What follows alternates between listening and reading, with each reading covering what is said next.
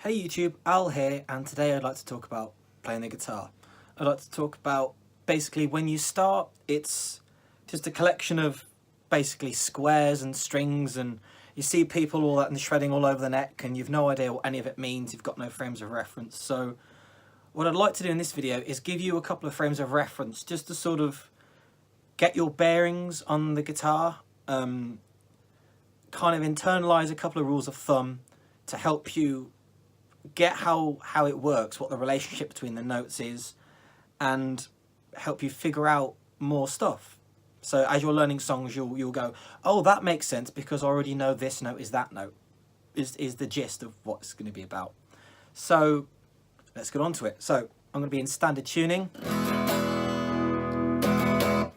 and the tuning is from lowest string to highest string. It's E, A, D, G, B, and E.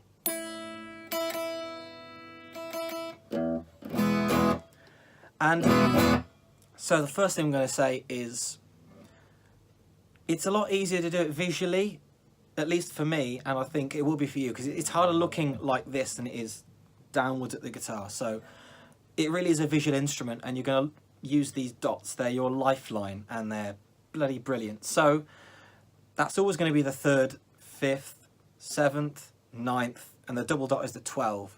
And the first rule is the double dot is always the octave of the open string. What's an octave?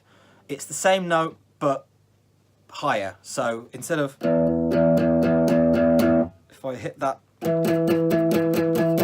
it's the same note but higher, see?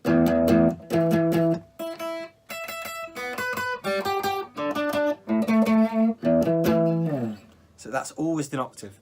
So that's the first thing that's good to learn. I mean, it's just getting your bearings on the guitar, and once you know where the dots are, it's a way of looking at it visually rather than 7th fret and then the 14th fret, because a lot of people do, and then pull off to the 17th fret and then bend up to the 15th fret, and I'm like, oh my god, all these numbers, and I can't process it like that. So I'm just going to go by dots and the in-betweens, and just visually you can count the dots, and it's easier. So that's the first thing. The double dot is the octave. The second thing is, barring one exception, which I'll get to in a second, the 5th fret, which is the second dot up, is almost always the same as the string below it, open. So on the E string here, if I do a 5th fret, that's an A, which is the same string below, sorry, it's the string below but open, it's the same note.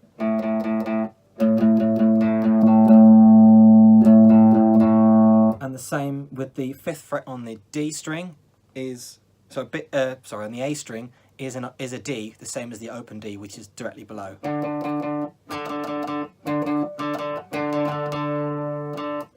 And the same here with the D and the G. Bloody thing.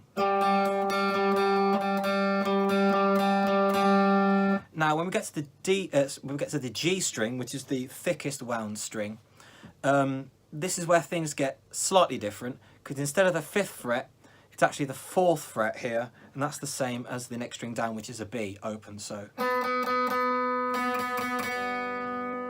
when it's in tune, it's in tune when I bought it. The same note. And back to the 5th fret on the B string, and that's the same as the open E below it when it's in tune.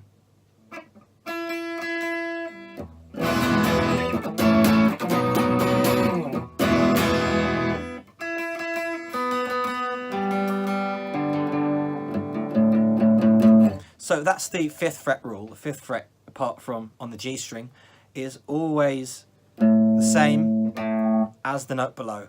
And if you work that out, then it helps you work out different places to play the same thing. So if the 5th fret here is an open A, it's just plus 2 or minus 2. You can always do simple 1, 2 or 1, 2. So if I wanted to do, say, a C, A, B, C, ignore the note part, you know, it's just, if I wanted to do that note here, that's 2 frets up from the open A. 1, 2. And so if we go to the open A, see it's the same, and we do 2 frets up.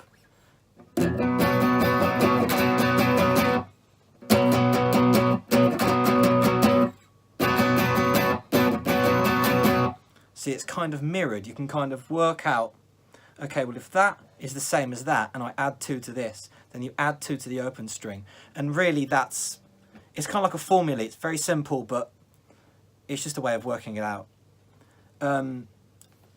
So that's the first thing, is the 5th fret rule. The second thing is the 7th fret rule, which is kind of the opposite. So if I take I'm going to ignore the low E string for the moment. So if we go to the A string, which is the second one down, I used to play violin when I was like 6, and I always learnt these, only had 4 strings, but I always learnt it as eat and don't gobble. So E, A, D, G, and then B and E on the end. B, E. So the 7th fret rule is, if it's go on the A string, go to the 7th fret, which the first dot is 3, 4, 5, 6, 7. You can always stop and count and pause this video, go back. I'm a visual learner, that's how I process stuff. I can't really digest it any other way. So, but yeah, it's the 7th fret, and hit that note. That is an octave of the string above open. So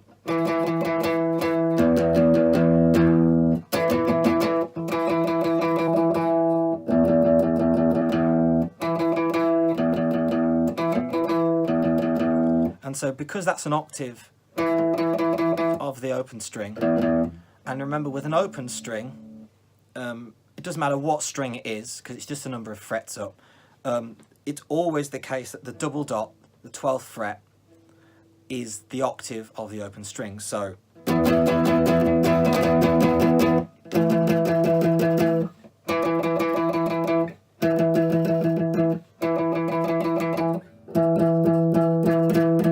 fret, 7th on the A, 12th on the E, 7th on the A. They're the same note. So again, you know that note, and you know which ones are the same, and it kind of builds up a small mental map for you of kind of, you can always find your way home. This is kind of home on the guitar. If you know where the notes repeat themselves, like I'll move it up 1, up 1, or that from the 5th go down 1. Well, you can't do it because it's an open string. You can't go lower than that. There's you know, it's just the nut. There's no, but you know what I mean. It's you can figure out where the notes are. You can figure out how to find your way back if you get a bit lost. So let's go into rule 3. So rule 3 is, let's take a basic power chord shape. So we're going to do it at the 5th fret because it's nice and comfortable. I'm going to put my index finger on the E string at the 5th fret. I'm going to put my ring finger on the A string, and it's 2 frets up from whatever finger is on the lowest string, you see. So that's the root of the chord we're going to do, and this one is 2 frets up and 1 string down. Think of it like a knight in chess. That might be a good way of looking at it, to be fair. It is like squares, and it's like 1 diagonal, 1 across sort of thing. So it's 2 frets up and 1 string down. That's the 5th. 3rd, sorry, it's the 3rd. Now if you moved your finger down from the A string, it's a very simple thing by the way.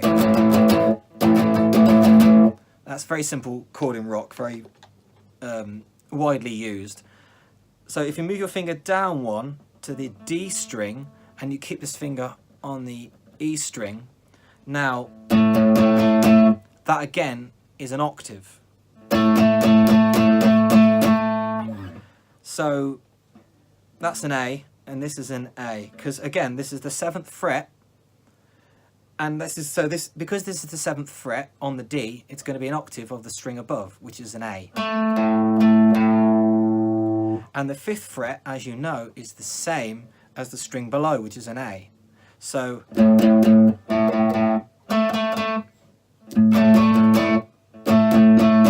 I'm just muting the A string with the flesh of my finger, by the way. I'm not sort of being awkward and playing all three. It's just resting there to mute it. So again, that's a relationship between the notes, and you can move this. Use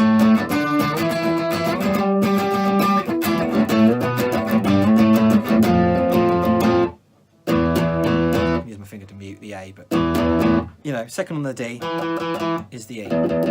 Let's go to the A string. So let's take whatever, the 10th on the E. It doesn't matter what you use because it's the same shape. I'm just moving it around, but it's the same rule. I'm just showing you so many different ways of playing it. It works in lots of different places. So it's the 10th fret, and again, if you go 2 frets up, 2 strings down, again, it's the octave of the lower note. I mean, to be fair, if I did it at the 7th fret, I could put an E in at the bottom as well. And they're all E's. Now, this rule does work all over the neck, apart from when we get to the B string again. Because, remember, instead of the 5th fret, it's the 4th fret.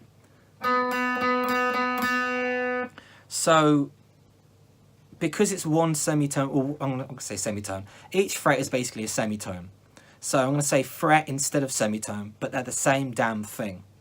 So because the B string is one semitone lower in relation to the other strings as, let me start again.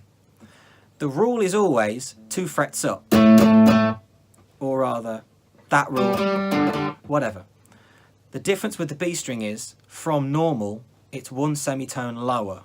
So that means you'd have to add one to get it to balance out, right? To balance the equation.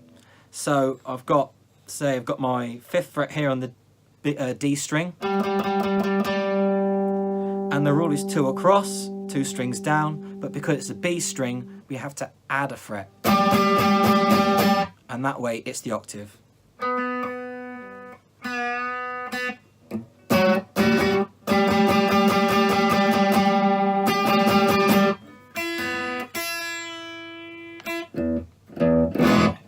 So, again, that's another rule. It's finding the octaves.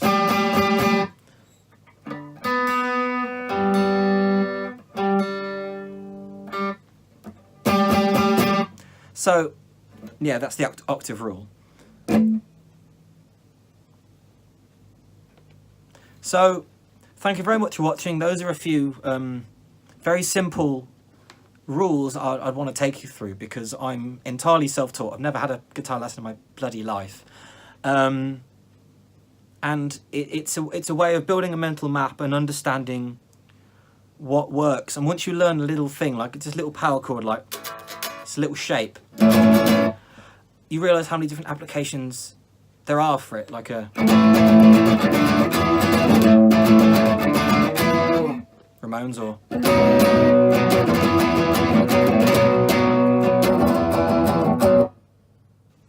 So, thank you very much for watching. This has just been a few rules to kind of get you started on the guitar. If you're new, I really hope this kind of helped. I hope it wasn't too complicated. I've tried to break it down as much as possible, try not to use technical terms, because I'm no good with them, and I'm just self-taught. So I'm just trying to go by what you can see with the dots, and then you know that that note is that note, and you know all that. So hopefully it's been a way you can figure out at home what you're doing, because if you learn, say, we all start off on Green Day songs and The Offspring, and you know, we all learn that sort of stuff. Especially that sort of stuff is great for getting how the guitar works in your head. And once you start learning a couple of songs, even if they're really simple, the rules that you kind of understand the rules after the fact, and once you start to understand them, it really helps you to learn and to understand it and experiment, and you can always find your way home. And it kind of works both ways. It helps you push forward, but it also gives you a place you can be comfortable in. So I hope this has helped. I don't normally do lesson videos, but please let me know how I got on. Thank you very much for watching. My name is Al. Like, subscribe, all that nonsense. And until then, I'll see you next week. So, bye. Bye!